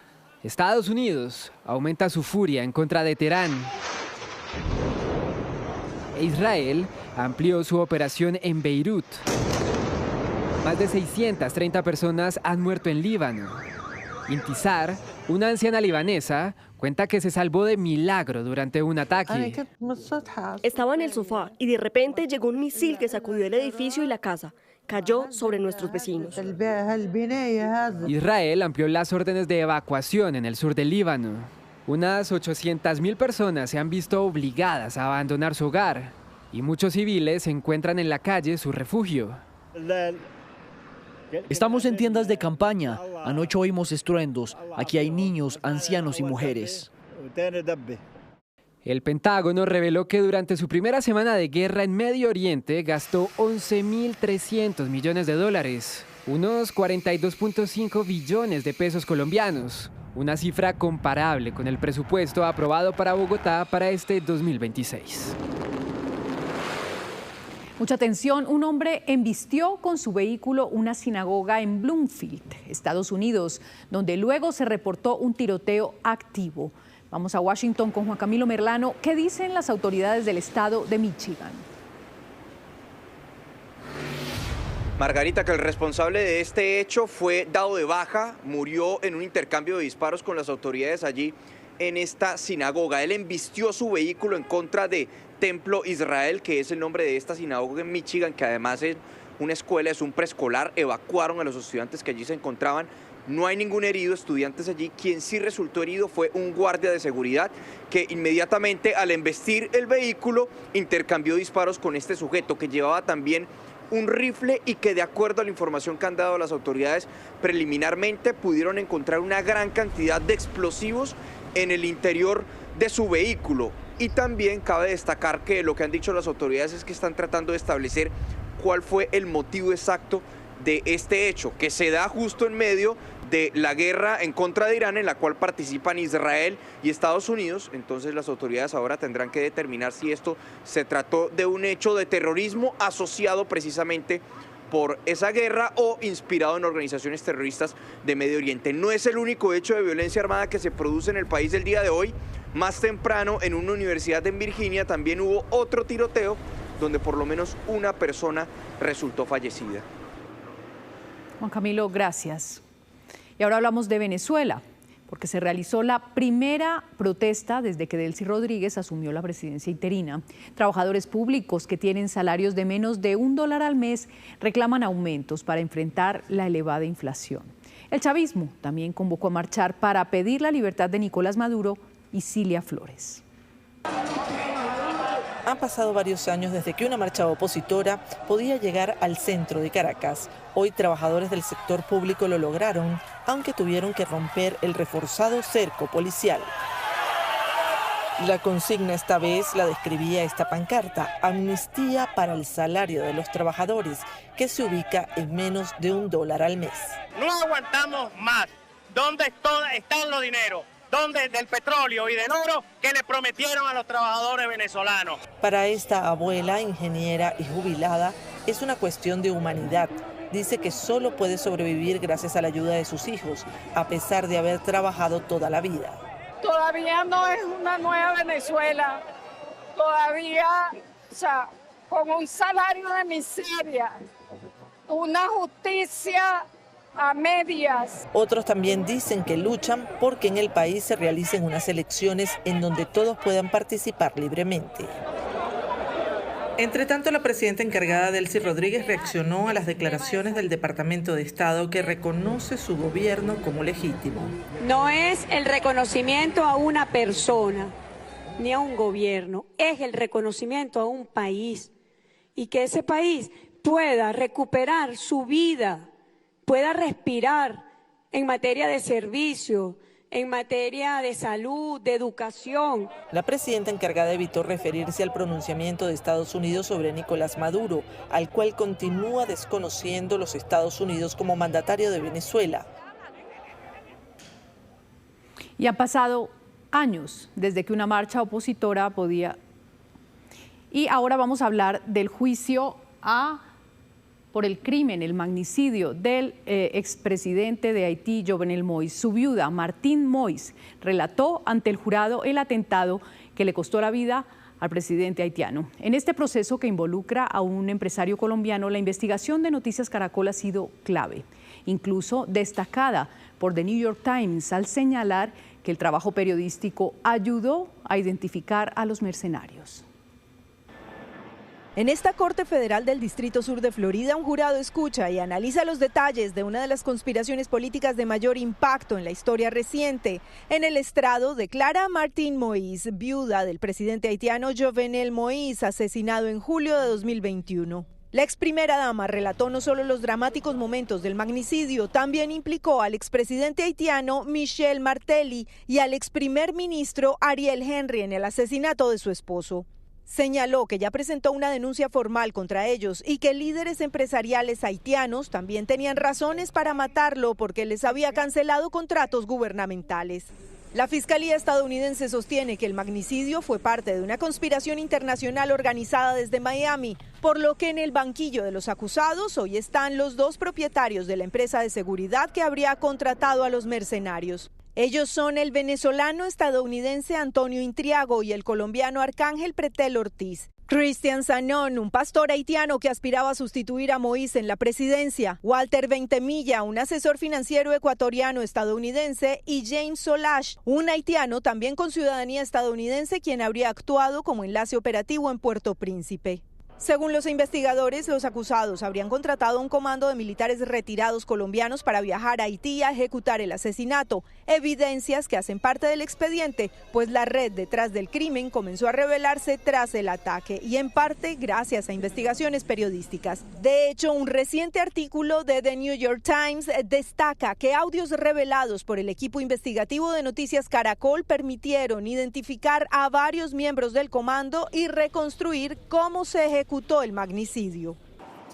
Aunque los 5 se han declarado no culpables, Cristian Sanón será juzgado por separado. La suerte de los otros 4 será definida ahora en este juicio conjurado, que podría tardar de 4 a 6 semanas. Judy, gracias. Y ante el conflicto que no cede en Irán, la economía reacciona con un petróleo Brent que se recupera de manera considerable y bolsas de valores que se desploman en el mundo. Daliana Garzón de Negocios Ditu nos presenta las cifras. Daliana, buenas tardes. ¿Qué tal? Muy buenas tardes. Los mercados reaccionan con volatilidad tras los ataques a buques petroleros en el Golfo Pérsico. El temor a una interrupción prolongada en el suministro elevó el precio del barril de Brent a $99, registrando un repunte del 7% en esta jornada. En el mercado de divisas, el dólar se cotiza en 3.703 pesos, subiendo 16 pesos frente al peso colombiano. De acuerdo con analistas, este incremento responde a una fuga de capitales desde mercados emergentes hacia activos refugio como la divisa norteamericana. En una línea similar se encuentra el oro, que se negocia en $5.136 la onza, con una leve baja de 0,83%. Pero el pesimismo se extiende también a las bolsas mundiales. En Estados Unidos, el Dow Jones cae 0,95%, el DAX en Alemania retrocede 0,16% y el Nikkei japonés pierde un 1,04%. Colombia no es la excepción. El Colcap, que es el termómetro de nuestra economía, registra una fuerte caída de 3,32%. Así las cosas, el panorama financiero global ha entrado en una fase de alerta máxima. La estabilidad de los mercados en el corto plazo va a depender de la prolongación de la crisis en Irán, un conflicto que hoy cumple 12 días y que mantiene bajo presión el suministro energético mundial. Estas y otras noticias económicas acá en Negocios Ditu los esperamos.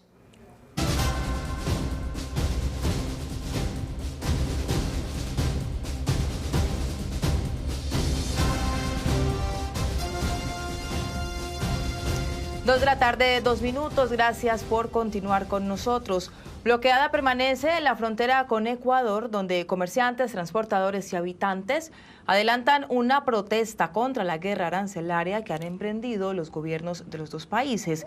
David Sánchez, ¿qué piden los manifestantes? Buenas tardes. Trabajo, sí. Stephanie, televidentes, la movilización empezó el lunes, pero anoche ya tomaron la decisión de bloquear totalmente el paso fronterizo en este punto del municipio de Ipiales. Ellos están pidiendo diálogo de los dos gobiernos, que se sienten los ministros de ambos gobiernos aquí en la zona de frontera y levanten los aranceles que según ellos los tienen muy afectados y generando desempleo. Les contamos. No hay paso en la frontera colombo-ecuatoriana. Sectores vinculados con el comercio exterior con Ecuador atravesaron contenedores y bloquean el paso vehicular. Sí, está totalmente bloqueado. Se ha abierto un corredor humanitario, que eso sí está libre, y el tráfico de personas, pero el transporte pesado en general está totalmente bloqueado. Según los manifestantes, entre quienes se encuentran transportadores, habitantes y operadores fronterizos, el aumento de los aranceles impuestos por los dos países los tiene en crisis. Estamos todos los que estamos afectados con esto de los aranceles, ya no tenemos que dar de comer a nuestros hijos, un trabajo de toda una vida y ahora estamos pero que no sabemos qué hacer. Hemos sido abandonados por parte del gobierno. En estos momentos y a través de estos medios hacemos el llamado para que el presidente Petro y quienes tengan la responsabilidad de organizar esta frontera también visibilicen todo este problema que estamos viviendo. Nosotros como comunidades hemos sido olvidadas. Hasta el momento no hay ningún diálogo con representantes del gobierno. Por ello anuncian. El tiempo que sea, si es un mes, 2 meses, el tiempo que sea, nosotros no nos vamos a levantar hasta que el gobierno no nos cumple y vengan y hable, tanto el presidente ecuatoriano como el presidente colombiano. Hay oídos sordos de parte de los dos gobiernos, tanto de Noboa como de Petro. La exigencia del pueblo es que ellos se reúnan, dialoguen y deroguen. La medida sigue aquí firme. 2, 3, 4, un mes, 2 meses, aquí nos vamos a estar. Los manifestantes instalaron un campamento en la zona donde pasan la noche y preparan alimentos. La situación de movilidad en el departamento está afectada no solamente por esta protesta, también en el Pedregal, comunidades de Samaniego y su zona rural están protestando, pidiendo el mantenimiento y pavimentación de la vía que comunica Samaniego con La Llanada. Según ellos, los recursos estaban asignados e infortunadamente fueron trasladados hacia otro punto. Están allí también bloqueando, es decir, Nariño tiene su vía panamericana bloqueada en 2 puntos. Seguiremos muy atentos a lo que pase con esos bloqueos, David, gracias. Y pasamos a otras noticias. Una mujer tuvo que encadenarse en una sede de la EPS Famisanar en Bogotá para que la entidad le entregara un medicamento para su mamá, una paciente con cáncer y quien desde hace 6 meses tiene enormes dificultades para recibir su quimioterapia. Hoy recibió finalmente parte del tratamiento. Aquí su historia. Me encadené en la sede de la calle 78, ya que Famisanar no han querido entregarle el medicamento a mi mamá. Ella es Natalie Páez, una de las hijas de la señora Marta Ofelia, paciente diagnosticada con cáncer de pulmón en estadio 4 y quien depende estrictamente de este medicamento. El desespero por no recibir la medicina con regularidad llevó a su hija no solo a encadenarse por varias horas, sino a denunciar desde septiembre del año pasado que la salud de su mamá se estaba deteriorando por este motivo. Cada día sin tratamiento es un día que estamos corriendo el riesgo de perder la vida de mi mamá. 3 tutelas, un fallo judicial a favor que le ordenó hace meses a Famisanar entregar la medicina, varias PQR y horas de protesta fueron necesarias para que la entidad se pronunciara, asegurando que sí hubo negligencia en el proceso interno y que no permitirán más demoras injustificadas o funcionarios que obstaculicen la dispensación. Hoy, horas después, entregaron el medicamento a la familia. ¿Sintió cuando recibió esta caja? Bueno, realmente es muy emocionante porque esto nos da una esperanza, nuevamente, de que mi mamá pueda continuar un tratamiento. Es una opción de vida. Realmente nos llena a nosotros de mucha alegría saber que existe un medicamento. La idea es que se cumpla el compromiso que Famisanar realizó con nosotros de garantizar una entrega y pues aparte de que sea un compromiso ya con los ciudadanos, también le dé cumplimiento a la ley y a lo que ha sido establecido mediante las 3 tutelas que se han interpuesto. Esta familia representa lo que viven miles de pacientes cada día. Pésimo porque medicamentos no hay. Medicamentos no hay, mi papá necesita una droga, él tiene 87 años, necesita unas cremas y no se las dan, no le dan los medicamentos. En el último año se pasó de recibir 332 reclamos a 420 por cada 10.000 habitantes, con un incremento del 30%. Confenalco Valle, Capital Salud, Famisanar y Nueva EPS son las entidades con mayor número de reclamaciones. Hoy es el Día Mundial del Riñón. ¿Es usted consciente del cuidado de este órgano? Bueno, que sea la oportunidad para hacer un alto y revisar hábitos. Doctora Fernanda. Daniela, buenas tardes. Es que usualmente pensamos en el corazón, en el cerebro, pero poco en los riñones. Y miren, por no prestarles atención, hoy 1 de cada 10 personas tiene enfermedad renal crónica. Realmente podríamos decir que estamos frente a una epidemia silenciosa, porque el riñón aguanta y aguanta. Además, son 2, entonces uno puede compensar el daño del otro y solo cuando la enfermedad está muy avanzada es que aparecen los síntomas. Entonces, no hay que esperar a tener molestias. Hay que hacerse chequeos regulares, tomar agua, tener muy bien controladas la diabetes, la tensión alta y otras enfermedades, también hacer ejercicio, no fumar, no automedicarse. Y aquí hago énfasis porque el uso excesivo, por ejemplo, de antiinflamatorios como el ibuprofeno, daña los riñones a largo plazo. Por favor, recuerden que hasta el 70% de los casos los podríamos evitar con hábitos saludables. Lisette Sánchez tenía 10 años cuando la diagnosticaron con una enfermedad que estaba dañando sus riñones.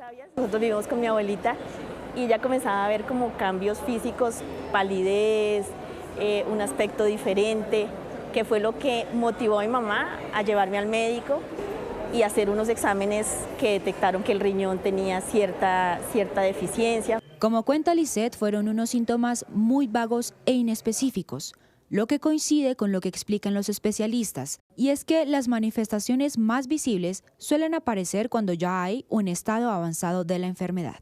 Los síntomas más comunes es la inflamación, la fatiga, el cansancio crónico, el deseo por no querer comer, síntomas gastrointestinales principalmente, y eso a problemas de la tensión arterial, y eso nos está alertando de que puede haber una falla renal avanzada. Como Lisette, de acuerdo con la cuenta de alto costo, para el periodo 2023-2024, en Colombia había más de 1 millón de personas con enfermedad renal crónica. En América Latina tenemos un promedio del 10% de la población con enfermedad renal avanzada, pero se dice que por lo menos el 50% de la población ya tiene una alteración en la función del riñón que es detectada a través de exámenes, pero al ser asintomáticos no consultan al médico. Las principales causas del daño renal son la hipertensión y la diabetes. Y a la hora de cuidar los riñones, no solo cuenta el buen control de enfermedades crónicas, sino también los hábitos diarios. Un consumo de líquido insuficiente, principalmente agua, puede llevar a que haya restricción de la función renal y puede que el riñón sufra. Adicionalmente, el exceso de consumo de sal, los ultraprocesados, los embutidos, el exceso de enlatados puede llevar a un aumento excesivo del consumo de sodio y activar receptores hormonales a nivel renal que pueden llevar a daño renal prematuro. Recuerde que el riñón cumple funciones de filtración de toxinas, eliminación de líquidos e incluso de regulación hormonal. Cuando estas funciones se pierden, se tiene que acudir a tratamientos como la diálisis, un procedimiento que dura en promedio 3 a 4 horas por sesión y que se tiene que hacer varias veces por semana. En el caso de Lisette fueron 15 años con este manejo hasta que llegó el trasplante. Los exámenes fueron en noviembre del 2002 y mi riñón sale en marzo del 2003. Y el día que sale ese trasplante, pues obviamente ahí no existía la duda de que será que sí, será que no. Y fue realmente volver a nacer, porque es entender que eso que yo llamaba normalidad no era normalidad. Lisette tuvo una segunda oportunidad. Y la idea es que todos los pacientes como ella la tengan. Por eso, hoy, el llamado no es solo a la prevención, sino también al acceso oportuno a diagnósticos y tratamientos que eviten el avance del daño renal. No me cansaré de repetirles, hay que actuar antes de que el daño sea visible e irreversible. Existen pruebas muy sencillas, por ejemplo de sangre, que permiten saber cómo está funcionando el riñón mucho antes de que se produzcan manifestaciones. Feliz tarde, Catalina. Muchísimas gracias, doctora Fernanda. En otras noticias, un duro cuestionamiento hizo el alcalde de Bogotá, Carlos Fernando Galán, a la política de seguridad ciudadana del gobierno nacional y pidió repensar la hoja de ruta. Además, cuestionó nuevamente que delincuentes capturados por la policía queden en libertad. Mientras que la nación y el presidente romantiza muchas veces a los delincuentes diciendo que es que están eventualmente robando para regalarle el celular a la novia, la policía está buscando capturar a los delincuentes que ponen en peligro la vida de los jóvenes.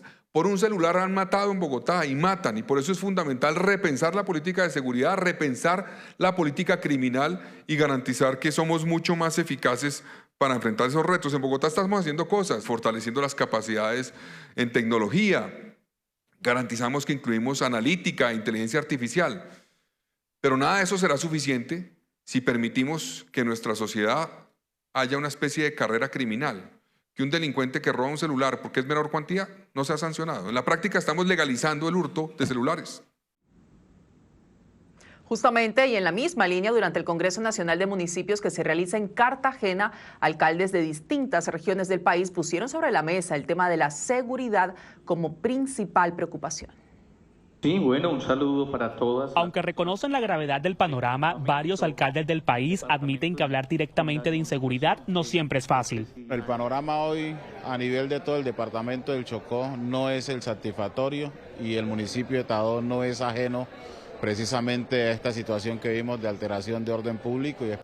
En el municipio de Tadó, en Chocó, recientemente se prendieron las alarmas por la desaparición de un gobernador indígena, quien después apareció sin vida. El día sábado en la tarde-noche llegaron unos hombres en el transcurso del eje vial donde lo retuvieron, él emprendió la huida y salió hacia la parte montañosa. Para otros mandatarios, la solución no debe limitarse a las acciones de fuerza. Aseguran que se debe aumentar la inversión social, impulsar proyectos productivos como el café y fortalecer el campo.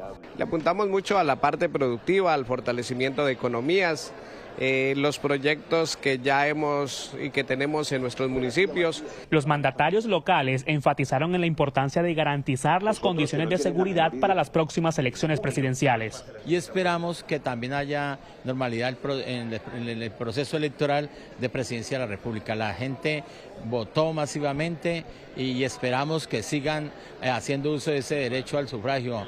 El Congreso Nacional de Municipios se realizará en el Centro de Convenciones de Cartagena hasta el próximo 13 de marzo. Feliz tarde, Marina, gracias por la información deportiva. Después de 4 años, el Tribunal de Cali establece nuevas responsabilidades en el accidente en el que murió el exfutbolista Freddy Rincón. El Tribunal Superior de Cali revocó el fallo inicial sobre el accidente de tránsito ocurrido en la madrugada del 11 de abril del 2022 en la calle Quinta con carrera 34, en el que murió el exfutbolista Freddy Rincón, en donde estaba involucrado un bus del sistema masivo Mío y que en un principio solo se había evaluado la conducta individual. Que al principio del accidente todo se enfocó en el video donde se veía que el carro de Freddy se pasó el semáforo en rojo, pero no se estudió, no se analizó el exceso de velocidad del conductor del bus. Tras el análisis de nuevas pruebas técnicas, se evidenció que el bus del Mío circulaba casi al doble de la velocidad permitida en una intersección vial que es 30 kilómetros por hora. En primera instancia, el juez consideró que eso era una velocidad permitida y el tribunal lo que concluye es que la velocidad máxima permitida en zonas semaforizadas son 30 kilómetros por hora. Por eso decide condenarlo. Según expertos, esta nueva determinación abre la posibilidad de indemnizar a los demandantes. Sin embargo, es un proceso que tardaría varios años. Deberá seguir una liquidación de perjuicios y en la medida en que la responsabilidad es declarada compartida, la empresa responderá por la parte porcentual que el tribunal le llegue a adjudicar como culpa compartida. En este caso, será la aseguradora la encargada de responder. Estas empresas de transporte masivo, para poder operar, deben contar con pólizas de responsabilidad civil contractual y en este caso extracontractual que las amparen contra los riesgos inherentes a la actividad transportadora. El bus implicado estaba adscrito a la empresa operadora Blanco y Negro Masivo S.A., la cual Noticias Caracol contactó pero no obtuvo respuesta. Escuchen esta historia. Un hombre entró desnudo a un laboratorio médico en el barrio 20 de Julio, en Bogotá, y según las enfermeras que denunciaron estos hechos, el sujeto las persiguió con actitudes obscenas e intentó encerrarlas en el consultorio. Nicolás Rodríguez de Blue Radio nos cuenta la información. Hola, ¿qué tal? Buenas tardes. Pues precisamente los saludo desde el laboratorio de la doctora Mónica Bastidas en el barrio 20 de Julio en la localidad de San Cristóbal, porque hasta este punto, desde este ascensor, el hombre que ustedes ven en imágenes sin ropa salió, caminó algunos pasos por este pasillo de este laboratorio y llegó hasta este consultorio donde además habían varias colaboradoras de este laboratorio. Lo que cuentan las personas que estuvieron ese día, porque fue el martes 10 a las 10 de la mañana, es que esa persona de 31 años trató de cerrar la puerta para acorralarlas. Sin embargo, segundos después, lo sacó literalmente a patadas. Hubo un momento en que él entró un poquito más y cerró la puerta. En ese momento que cerró la puerta yo dije, no, me tocó agarrarlo. Entonces yo no sé de dónde saqué fuerzas, lo jalé hacia un lado y la paciente, que también pues estaba dentro con nosotras, abrió la puerta. Entonces cuando ella abrió la puerta, pues yo aproveché también, lo empujé y ahí entonces junto con mi otra enfermera, pues como que lo empujamos hacia la salida, que es pues por donde entró por el ascensor. El tipo bajó por el ascensor y lo que me hizo mi compañera fue bajar por la parte de las escaleras. Y nosotras alcanzamos a salir aquí gritando y ya el chico lo que hizo fue salir corriendo y ya venía vestido. ya no venía encapuchado y cogió por la parte de acá abajo. Y él tenía una capucha, y ni siquiera una capucha, era como unas medias veladas, haciéndole presión en la cara. Yo en ese momento no pensé que fueron depravados, sino que nos estaban robando. Y es que al salir de este laboratorio escapó 4 cuadras hacia abajo, donde habían 2 policías que estaban haciendo las rondas por el sector. Al atraparlo, las autoridades confirmaron que ya tenía antecedentes desde el 2015 por estos mismos hechos, por acto sexual abusivo. Fue entregado a la fiscalía y deberá responder por este mismo delito. Nicolás, gracias. Son las 2 de la tarde, 43 minutos. Las cuentas del gobierno proyectadas para este año encienden alarmas. Para muchos expertos no cuadran. Las críticas se desprenden del nuevo plan financiero revelado ayer por el Ministerio de Hacienda, donde reconocen que la inflación subirá más de lo previsto, evidenciando un descuadre financiero. En este documento, el Gobierno Nacional explica con cuánto dinero contará el Gobierno Nacional para este año, cuánto va a gastar y de dónde saldrá ese dinero, además de proyectar indicadores claves de la economía. Según reconoce el llamado Plan Financiero, la inflación subirá hasta 5,8% y no 3,2% según se había estimado. Hay un montón de efectos. Parte del salario mínimo está, digamos, reconocido implícitamente, pero por supuesto la inflación se mueve por muchas más cosas además del mínimo. Lo importante también son los efectos fiscales de esto. Recordemos que el gobierno hace una emisión de bonos que indexados a inflación y por ende esta más inflación implica también más gasto fiscal vía pago en bonos. El ministro de Hacienda calcula que la economía crecería este año 2,6%, el mismo nivel del año pasado, y asegura que el descuadre de ingresos y gastos de la nación bajará. Sin embargo, advierte que los ingresos del Estado no alcanzarían para cubrir todos los gastos, lo que faltará dinero para financiar el presupuesto, un hueco que expertos estiman está en 26 y 30 billones de pesos. El gobierno lo que dice es voy a gastar 44 billones menos del año pasado. Esto es 1.5 del PIB. Y esta cifra es en gasto primario. Gasto primario en un hogar es lo que tengo yo para comer menos los ingresos que tengo. Cuando usted mira déficit total, usted mete el gasto de intereses, porque eso no es un gasto, digamos, del todo que es suyo. Entonces, lo que es bien interesante es que en 2025 el gasto primario es el máximo en 30 años. Los analistas consideran que este año aumentará la presión sobre las finanzas públicas, lo que preocupa a los mercados y a los inversionistas, porque un país con cuentas desbalanceadas debe pagar más caro por la deuda que contrae y pierden margen para financiar programas sociales. Lo que nos deja este plan financiero, simplemente nos están diciendo que en este último periodo de gobierno van a permanecer esos desbalances en las finanzas públicas sin que haya una hoja de ruta establecida. Además, en el plan financiero estiman que la tasa de cambio del dólar será de 3.800 pesos y el precio del petróleo Brent bajará a $59,2 por barril. Según los expertos, aquí no se tuvo en cuenta el conflicto internacional en Medio Oriente y eso también puede afectar las finanzas. David Vélez, el colombiano que fundó Nubank, recibió el reconocimiento como el empresario del año 2025 por su aporte a la economía del país y por mejorar las reglas del juego para millones de personas que no podían acceder al sistema financiero. En esta casa, en un barrio de Sao Paulo, Brasil, nació la idea del colombiano David Vélez de crear un banco 100% digital. Aquí se empezó a materializar el sueño de David Vélez de emprender y también de solucionar un problema, las barreras de la banca tradicional, para que la gente pudiera acceder a créditos o tener una cuenta bancaria. Tuve que ir a abrir una cuenta bancaria un día en una de las grandes sucursales allá y fue una experiencia terrible, quedé atrapado en una sucursal bancaria y eso fue una experiencia de mucha frustración y rabia, pero al mismo tiempo se prendió el bombillo.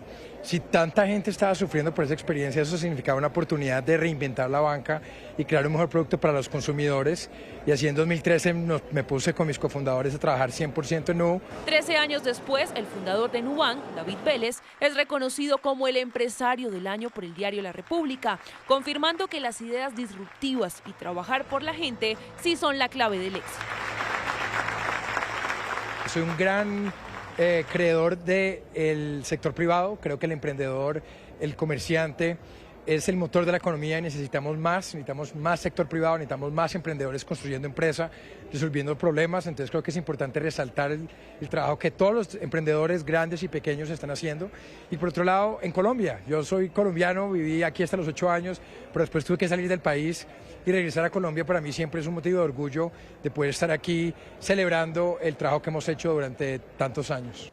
Nubank ha superado las expectativas. Es el banco digital más grande del mundo fuera de China y lidera la revolución en la transformación del sistema financiero en Latinoamérica, porque solo con un clic el cliente puede acceder a una cuenta, tarjeta de crédito o ahorrar en la cajita morada en cuestión de minutos. Hemos pasado 131 millones de clientes en Brasil, México y Colombia.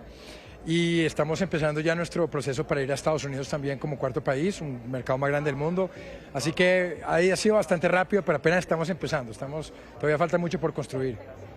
En Colombia, Nubank tiene actualmente más de 4 millones de clientes y una de las grandes apuestas para este año es implementar inteligencia artificial para mejorar sus productos y servicios, así como ampliar el abanico de productos para todos los bolsillos. Todavía podemos crecer muchísimo hasta en los países donde estamos hoy. En Brasil tenemos ya 110 millones de brasileños como clientes. Tenemos préstamos, inversiones, cripto, tarjetas de crédito. Hemos creado todo un marketplace de comercio, de viajes. Entonces tenemos todavía mucho para crecer dentro de esa base de clientes y todos esos productos todavía nos toca traerlos a Colombia y a México. En 2025 las utilidades netas de Nu alcanzaron los $2.900 millones. Sus acciones se cotizan en $14 y recientemente recibió luz verde para empezar a operar en Estados Unidos, donde también consolidó una gran alianza con el Inter de Miami. Anunciamos un estadio en Estados Unidos, el Nu Stadium en Miami, y un patrocinio con el Inter de Miami que va a ser una de las formas de apostar en ir construyendo nuestra marca en Estados Unidos. David Vélez lo tiene claro, la historia de Nu apenas empieza. Aún hay mucho terreno por conquistar y seguir revolucionando el sistema financiero en el mundo. Mucha atención que los presidentes de Estados Unidos y Colombia sostuvieron una llamada telefónica. Vamos a Washington con Juan Camilo Merlano. Juan Camilo, ¿qué ha trascendido sobre esta conversación? Buenas tardes.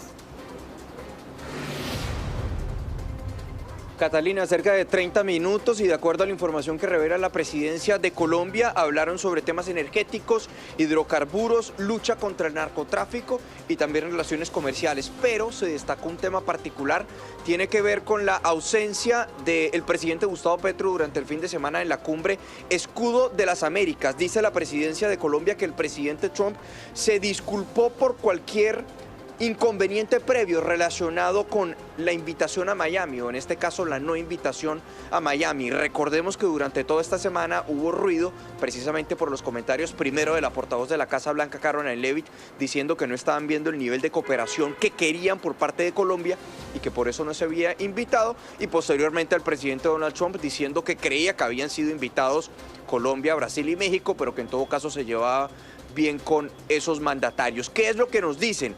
Luego de la reunión entre ambos presidentes aquí en la Casa Blanca en el mes de febrero, se había establecido una línea directa y el presidente Trump le dijo al presidente Petro: cuando necesites hablar conmigo, llámame directamente. Del lado colombiano querían esperar alrededor de 2 meses para establecer esa conversación, pero debido al ruido de esta semana y aprovechando que en las próximas horas el presidente Gustavo Petro se va a reunir con Delcy Rodríguez, dijeron que este era el momento para establecer la comunicación entre ambos mandatarios. Sumado a eso, hay preocupación porque saben que hay personas, gente aquí en Washington que estaría buscando la forma de deteriorar la relación nuevamente, y por eso quieren que se mantenga ese diálogo directo entre ambos mandatarios para poder evitar que una situación de ese tipo se presente nuevamente. Bueno, se adelantó entonces esa línea directa. Gracias, Juan Camilo. 3:22 minutos. Y el candidato presidencial del Pacto Histórico, Iván Cepeda, se reunió con el presidente de Brasil, Luis Inácio Lula da Silva, en el Palacio Planalto, en Brasilia. En su cuenta de X, Cepeda aseguró que le transmitió al presidente brasileño la admiración y el reconocimiento que genera en Colombia, calificando el encuentro como productivo. Esta reunión ocurrió en medio de varias actividades que tiene el candidato en ese país. En otras noticias, un triste final tuvo la cigüeña que deambulaba por los barrios de Barranquilla. En las últimas horas, el ave fue hallada muerta en una calle del suroriente de la ciudad. Las autoridades ambientales realizan una investigación para determinar qué fue lo que ocurrió con el animal. Como caída del cielo, esta cigüeña llegó a un barrio del suroccidente de Barranquilla y sorprendió a sus residentes. El ave emprendió un viaje por diferentes zonas de la ciudad y se ganó el cariño de la gente. Algunos le daban comida y otros le sacaban fotos y videos para el recuerdo. La extraña presencia del animal llamó la atención de la autoridad ambiental del distrito, que le hizo un seguimiento durante varios días. El ave no mostraba ningún signo no estaba herida, ningún signo que nos llevara a una captura inmediata. Tras varias semanas deambulando por la ciudad, el ave apareció muerta en una calle del suroriente de Barranquilla. Tristemente la noticia es que encontramos el ave que estaba fallecida y al parecer fue violentada, al parecer, presumimos eso, con lo que vimos del ave. Entonces, consternados e indignados con esta noticia. Luis Telles es biólogo, especialista en avifauna, y explica por qué la cigüeña terminó en las calles de la ciudad, siendo que en el departamento del Atlántico no hay registro de estas aves. En primera medida era de que era un animal juvenil que muy probablemente en busca de su hábitat pudo haberse extraviado y bueno, vino a dar aquí en el sector de Barranquilla. La segunda hipótesis que se manejaba era que el animal haya sido sacado desde muy pequeño de su hábitat natural. De pronto fue levantado bajo cuidados humanos en alguna parte fuera de Barranquilla. La entidad Barranquilla Verde inició una investigación para determinar si alguna persona le causó daños al ave hasta llevarla a la muerte. Síganos en YouTube, en Noticias Caracol en vivo, en nuestra app, en el sitio web, en nuestro canal de YouTube y en TikTok.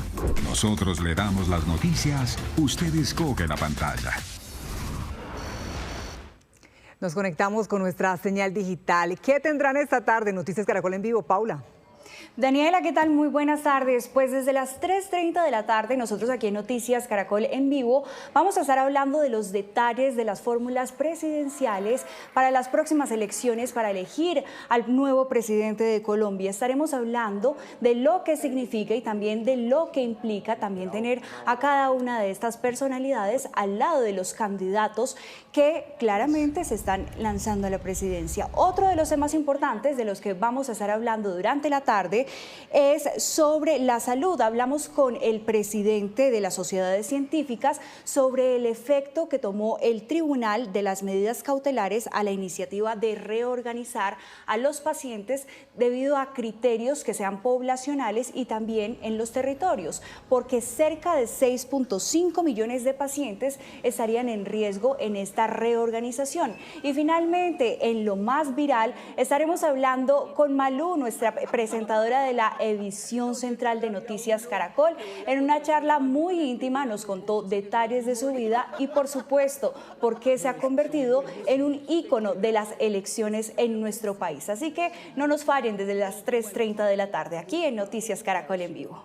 Al saber que un gesto...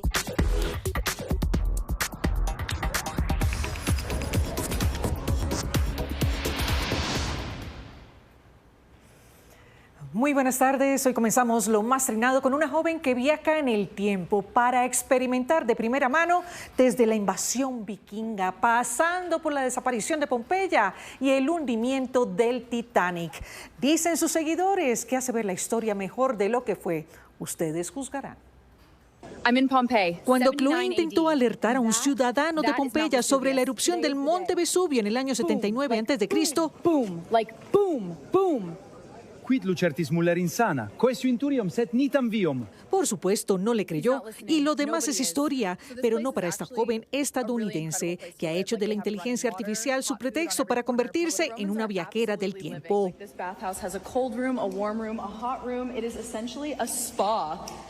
Antes de que el volcán sepulte la ciudad romana, Chloe aprovecha para hacer un reportaje de la Pompeya de entonces, de sus baños calientes, su vino y otras tradiciones de los pobladores, hasta el día de la tragedia.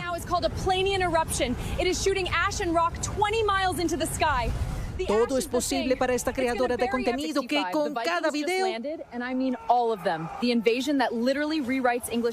nos muestra un momento de la historia de la humanidad. Uno de ellos, el Londres victoriano con su industria floreciente que contrastaba con una gran polución y pobreza extrema. También los juicios de las brujas de Salem, donde el fanatismo religioso y una especie de histeria colectiva hicieron que sacrificaran a gente inocente. Chloe, una chica de Los Ángeles, sabe lo que hace y lo disfruta tanto como sus casi medio millón de seguidores en Instagram. Insoportable. Aunque quisiera, ella sabe que no podrá cambiar el rumbo de la historia. Pero quiere aportar desde su perspectiva a que los hechos y personajes cobren vida en nuestra memoria. Así, Ana Bolena no se salve de la decapitación, ni los ocupantes del Titanic del naufragio. Chloe, una cronista amada por unos, criticada por otros, pero que ha hecho de la inteligencia artificial su aliada del pasado, del presente y, ¿por qué no?, del futuro.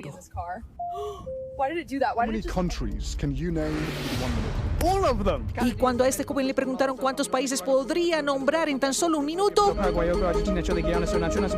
él dijo que todos, y ahí empezó este quiz a toda velocidad.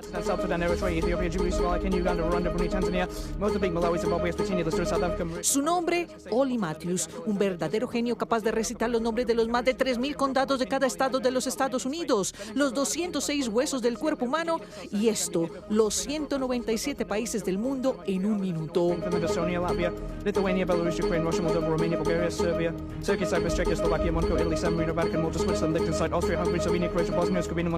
Lo increíble es que lo logra con una precisión casi matemática. El video publicado hace un mes está rompiendo récord. Ha sido visto 38 millones de veces en las redes sociales. ¡Qué nivel! Fiji, Samoa, Tonga, Vanuatu, Papua New Guinea, Solomon Islands, Nauru, Kiribati, Tuvalu, and Marshall Islands, Micronesia, Palau, and Bougainville for 2027, and that is all the nations of the world. Round of applause, please. Wow. Y con ese genio les decimos sigan conectadísimos con las mejores historias en esta su casa Noticias Caracol. Dani y Cata, ya voy allá a hacerles el quiz. Nos vemos en unos minuticos. Feliz tarde para todos. Ya nos preparamos. Entonces. Bueno, yo creo que más de uno también se puede estar rajando. Seguro, seguro. Y de esta manera terminamos esta Esfera en las Noticias. Nos vemos a las 7 de la noche con una nueva edición informativa. Pero si quiere seguir los hechos del día, puede conectarse a partir de este momento con nuestra señal digital en Noticias Caracol y en nuestras plataformas digitales. Y en el canal Caracol ya viene Tormenta de Pasiones. Somos Noticias Caracol. Primero la gente. Buena tarde.